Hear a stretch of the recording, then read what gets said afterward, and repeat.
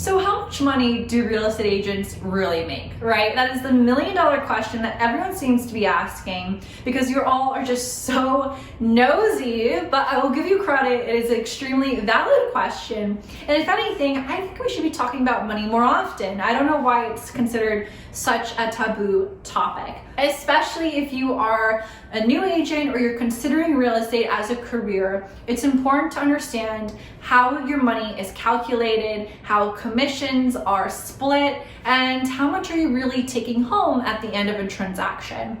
So today we're going to dive headfirst into everything that you need to know, everything important. So without wasting any more time, let's hop into it.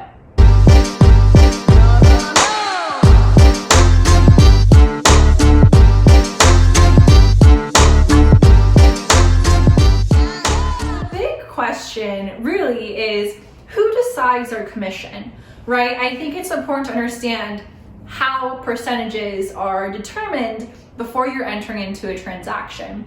So I would say here in Los Angeles, it's pretty standard to receive a 5% commission. So that's 2.5% to each cooperating side, buyer side and listing agent side. Commission percentages are always negotiated and agreed upon upfront before a home hits the market. So this is done in writing on the residential listing agreement between the listing agent and the seller, and they will ultimately determine how much percent commission will be offered during that transaction should they enter into escrow.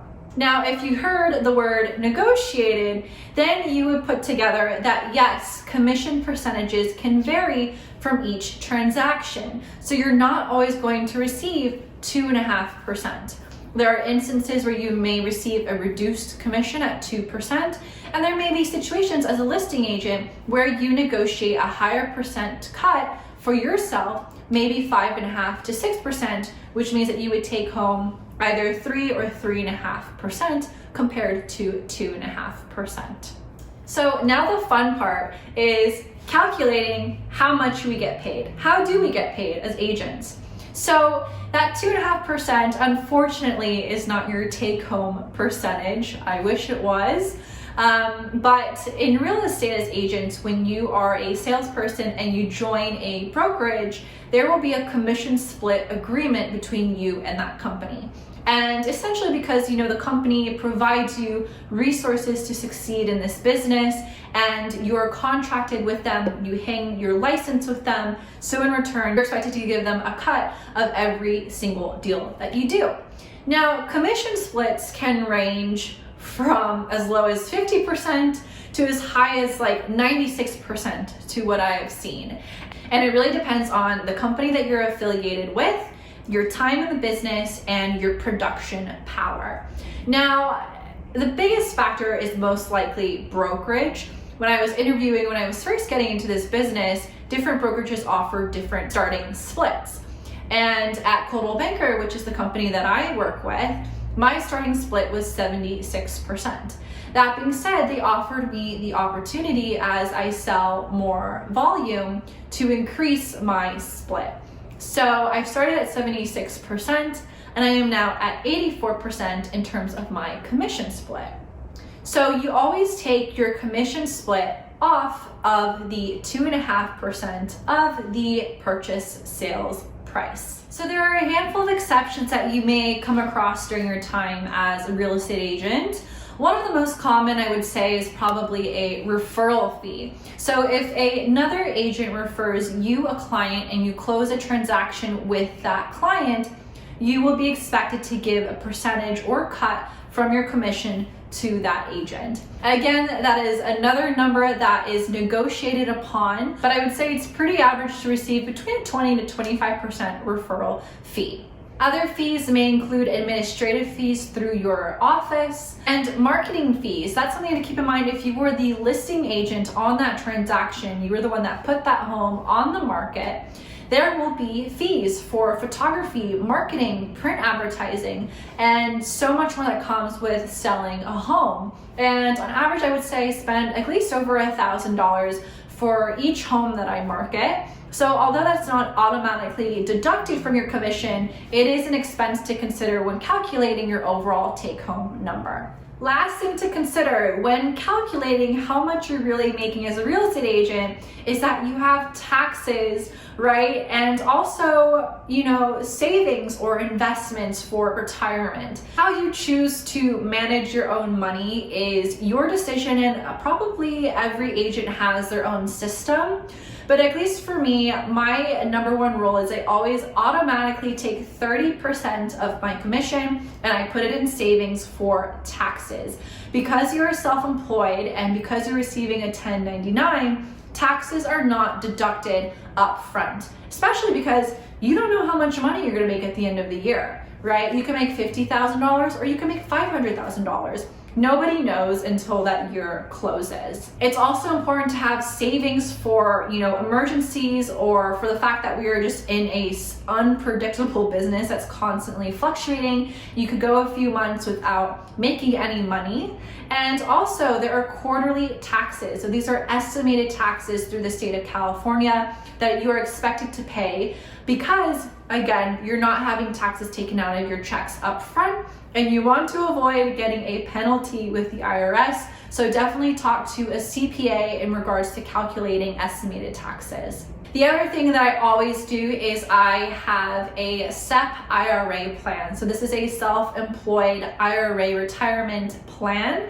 And this is a great way to invest your money and allow your money to grow and build wealth. You don't want to be working for the rest of your life, unless you do, like you're a workaholic like me.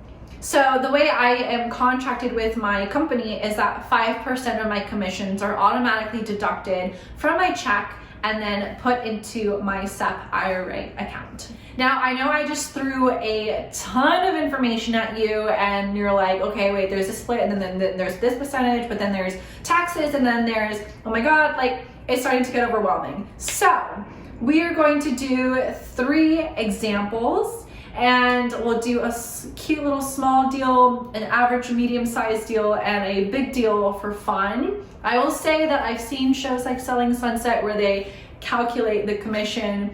It's really not that much money. There's a lot of things to consider.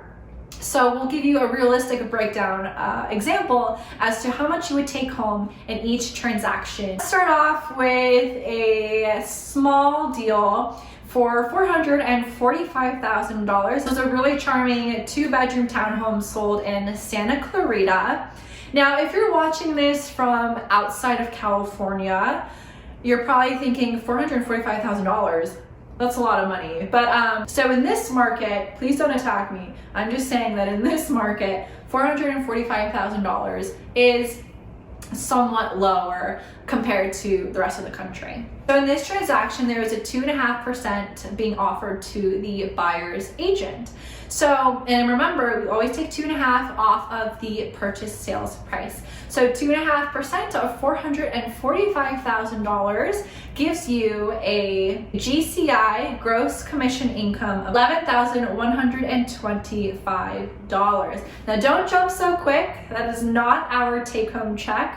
I wish it was. Now we need to take 84% of that 2.5% to calculate my check or your check, whatever the situation may be. So 84% of $11,125 leaves you with a split of $9,345. So that is the number that you'll see on your check from escrow once you close a transaction. Now, in my case, as I said earlier, I automatically deduct 5% to go to my SEP IRA. So in this situation, that's going to be $467 and automatically 30% towards taxes, which is $2,803. So after that is all said and done and deducted, my real take-home number in this situation would be $6,075. So let's do a medium-sized deal. I would say this is pretty much an average number here in Los Angeles. So this was a single-family sale in West Los Angeles on Bundy, which sold last year for $1,580,000. Now, in this case, there was a reduced commission because the owner of the home had a real estate license. And although not active, and although that person isn't really a real estate agent, the fact that they are licensed often results in you having to reduce your commission. So in this situation, my percentage cut would have been 2% of $1,580,000. The GCI is $31,600. Now we have our 5% for the IRA and 30% for taxes. So 5% for the IRA in this situation is $1,327, and 30% for taxes is $7,963. Now our last example, we're gonna do a fun one. We're gonna do a bigger transaction, which sold in La Cañada, Flint Ridge. This is a gorgeous home that sold last year for $5,510,000. And I know here in Los Angeles, there are deals that are tens of millions of dollars, even over $100 million.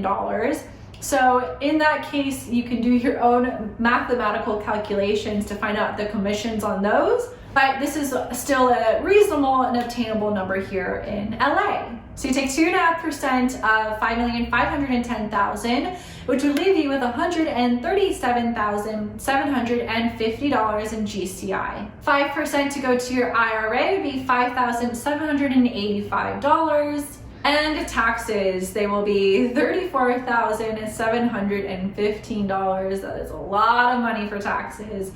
Nobody likes taxes, I know. So your take home in this case for this transaction would be $75,219.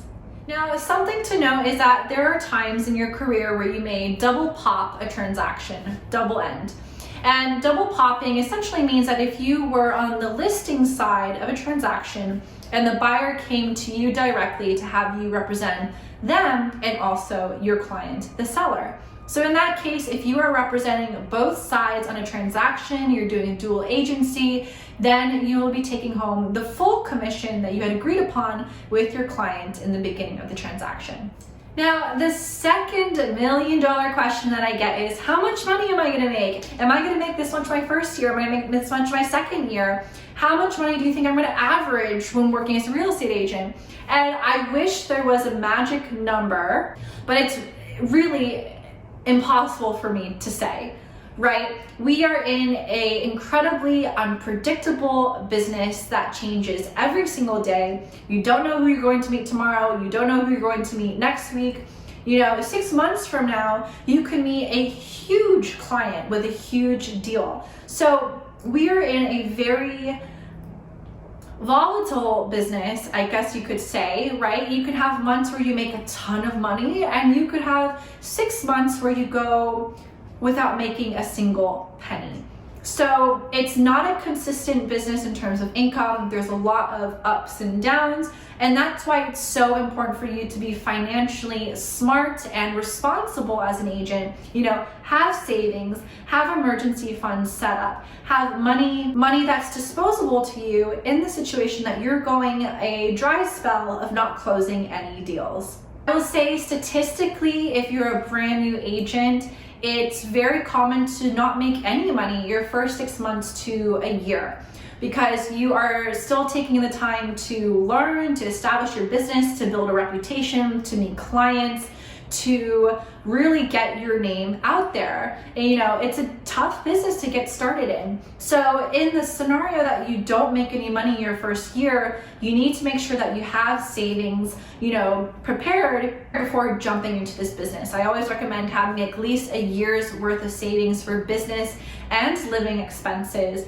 so that you can pursue real estate and not come from a place of desperation, because that's going to translate into how you work with your clients. And this is a business where we need to be of service, not needing something in return. I know the uncertainty can be incredibly alarming, uncomfortable, and scary. I mean, it is scary to not know how much money I'm going to make at the end of this year, right? I have no idea how much money I'm going to make in 2022. And so you just have to be smart, and you have to come in with a fire and with power, and to know you're going to succeed and know you're going to go out there and work your butt off. The sky is the limit in real estate. That's the one amazing thing about this career, is that there is no limit.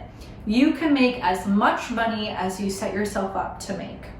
Obviously easier said than done, but it's nice to know that there are no caps to how much money you can make in this career. And the harder you work, the more years that you're in it, and the more you hustle, you can reach crazy numbers of income and build wealth for you and your family. Other than that, I hope you guys really enjoyed this video. I hope it was helpful. I hope it was insightful, and I hope it answered a lot of your questions and also satisfied your curiosities. I'll see you guys next time in my next video, and until then, have an amazing day.